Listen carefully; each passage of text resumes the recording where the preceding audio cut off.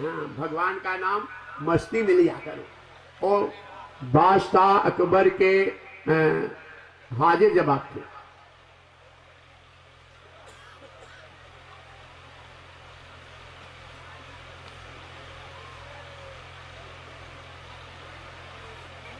प्रेम से बोलो। अब वो प्रसंग नहीं उठाएंगे क्योंकि समय अलग चल रहा है। और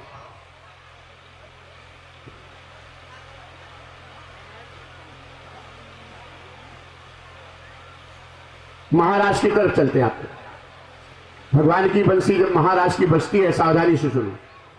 तो एक गोपी, महाराष्ट्र की दो बंसी बजती है, एक जमुना के तट पे, एक है महाराष्ट्र में।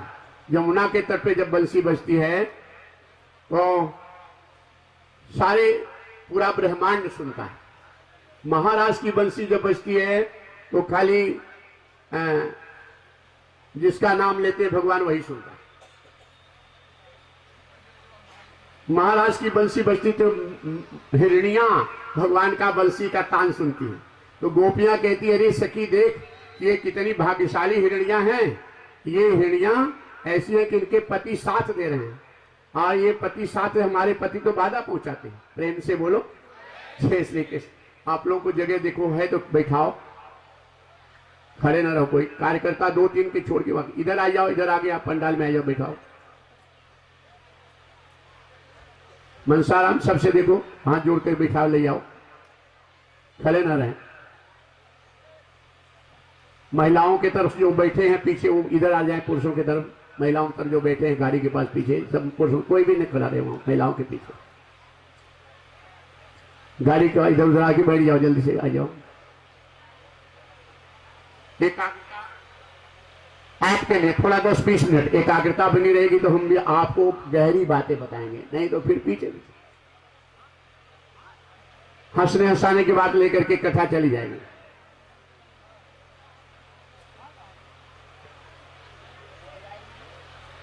प्रेम से बोलो। महाराज की जब बंसी बजती है, खड़े रहो, कोई बात नहीं, खड़े रहो। जो बैठना चाहे बैठे, नहीं तो खड़े रहने दो। 10-20 मिनट का है। बस पुरुषों की तरफ आ जाओ, महिलाओं के एक गैलरी के सामने कोई खड़े ना रहो, इस तरफ आ जाओ। बस हमारे सामने गैलरी से दाहिने तरफ पुरुषों के पीछे आ जाओ। कार्यकर्ता भी आना खड़े रहे, एक दो कार्यकर्ता की कोई ना खड़ा रहे।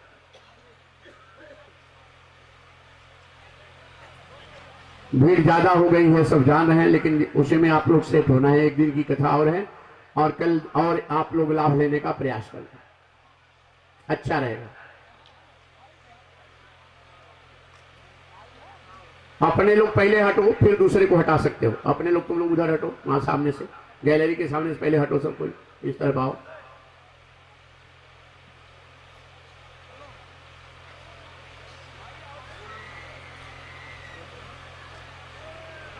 ये भाग्य की बात है कि कम से कम तेरी रात को चाहे जैसे कथा सुन रहे हो आप, ये बहुत बड़ी बात है। महाराज की बंसी बजी तो एक गोपी गाय का दूध दूह रही थी, और बंसी की तान सुन करके छोड़ी और भगी भगवान कृष्ण के पास। और एक गोपी पति की सेवा कर रही थी, बंसी की तान सुनकर पति को छोड़ गई, भागी भगवान के पास। और एक गोपी बच्चे को दूध पिला रही थी, भगवान की बंसी बजी जो बच्चे को छोड़ के भागी। एक श्रृंगार कह रही थी, बंसी बजी तो नीचे का कपड़ा ऊपर, ऊपर का कपड़ा नीचे पहन के भागी।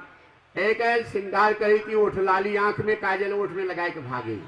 भगवान कृष्ण कहते, गोपी पतिव्रता नारी को रात्रि के समय बिना जरूरी काम के बाहर नहीं घूमना चाहिए। यहां क्यों आई हुई तेरी रात को? गोपियों ने कहा, प्रभु हम अपने पति बच्चों को सदा सदा के लिए छोड़कर आपके चरणों में रहने के लिए आई हैं, सदा सदा के लिए।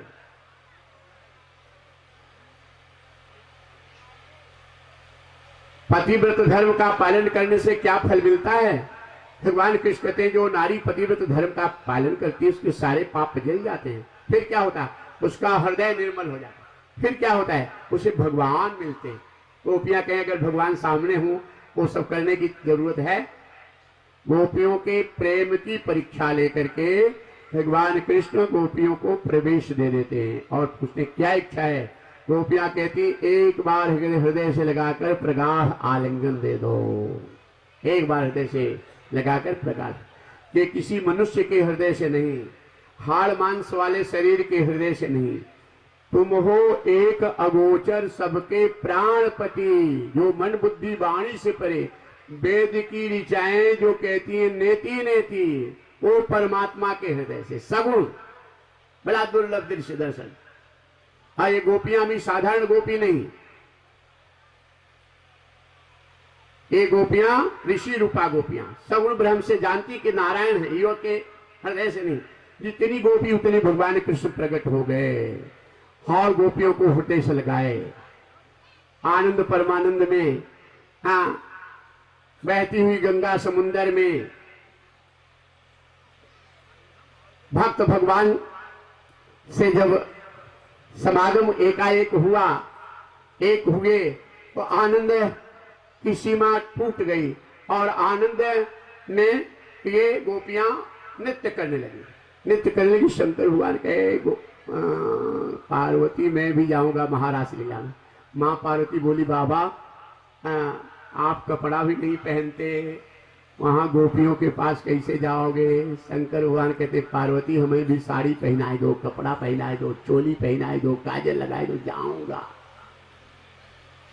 सारा श्रृंगार तो कर देती है माँ पार्वती, शंकर भगवान का पूरा मेकअप गोपी तरह बना देती हैं।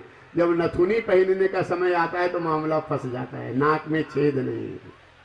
शंकर भगवान कहे तुम चिंता मत करो, मैं घूंघट निकालूंगा, पता ही नहीं चलेगा। लेके आएंगे शालिग्राम, मेरा भगवान कृष्ण को, राधा रानी को, माता और भोलेनाथ को जल्दी से लेके आएंगे दर्शन। आओ, ये भजन कितने लोगों को, देवियों को याद है? एक दिन वो भोला भंडारी व्रत मन करके ब्रजनारी गोकुल में आ गए। कितने को याद है? हाथ उठाओ।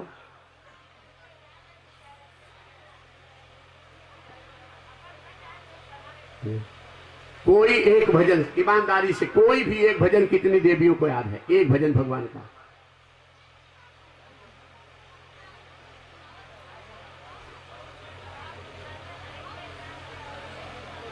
एको भजन भगवान के याद नहीं है, तब तो घर में झगड़ा बहुत होता होगा तुम्हारे। जब भगवान के भजन याद करोगे, गाओगे, तो झगड़ा से मन हट जाएगा। चलो आओ। एक दिन वो भोला भंडारी,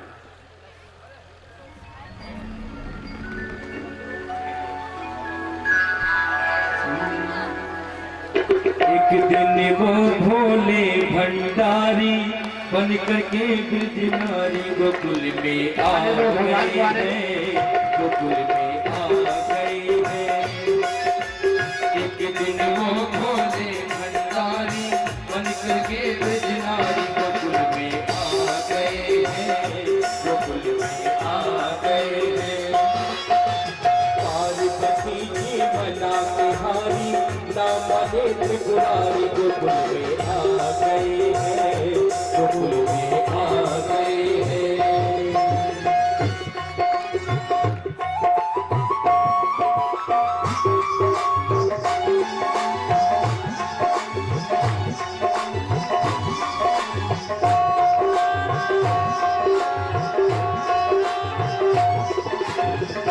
पार्वती से मैं भी चलूंगा तेरे साथ में। पार्वती से बोले मैं भी चलूंगा तेरे साथ में। राधा संग श्याम नाचे मैं भी नचूंगा तेरे संग में। राधा संग श्याम नाचे मैं भी नचूंगा तेरे संग में। रास रचेगा ब्रज में भाई हमें दिखाओ प्यारी गोकुल में आ गए हैं, गोकुल में आ गए हैं। वो भोले भंडारी बन करके ब्रजनारी गोकुल में आ। और आगे आगे शंकर भगवान, पीछे पीछे माँ पार्वती। और जैसे ही प्रवेश किए वैसे रास बिहारी भगवान कृष्ण एक सूचना जारी कर दी, सावधान सावधान,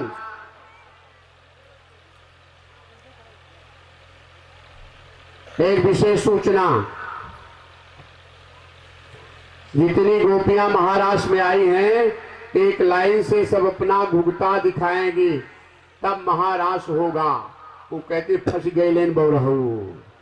शंकर भगवान कहे पार्वती लाज बचाओ। पार्वती माँ बोली बाबा बोलो मत, स्त्री पुरुष की आवाज मोटी पतली होती, पकड़े जाओगे, चुपचाप आओ। आगे आगे माँ पार्वती, पीछे पीछे शंकर भगवान। माँ पार्वती हाथ जोड़ी की रास बिहारी, हे भगवान कृष्ण प्रभु, ये पीछे जो गोपी है ना, घूंघट निकाले भाई 2 दिन शादी हुए हुआ है, नई नवेली दुल्हन है, शर्माई रही है, इसका मुखड़ा मत देखो। भगवान तो जान रहे थे कि भोलेनाथ हैं, मुस्कुराए, ठीक है। पास हो गए शंकर भगवान, धन्य धन करने लगे। पार्वती तुम्हारा एहसान कभी नहीं भूलूंगा, तुमने मेरी लाज बचा ली।